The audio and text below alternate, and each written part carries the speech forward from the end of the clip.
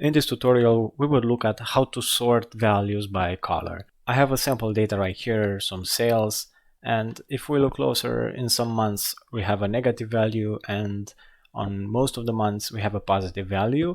And I have some conditional formatting right here, where if the value is above 0, it is formatted with green, and if it's below 0, it is formatted with red. And let's see what we can do to sort this data by color. So the first step that I'm going to do is I'm going to select all the data that I have and press Ctrl, Shift, and L. And once I've done that, you can see that these buttons have been added to the headers of the columns, and I can use them to sort my data. So to sort by color, I'm just going to go to Balance column right here. I'm going to click on the bottom, and you see I already have the options to do that right here. And the third option is Sort by color. So with this, you can select whichever color we want to have on top. I'm going to click on the red one, and just like that, my data has been sorted by color. That's it, that's how you do it. I hope that you learned something new with this video.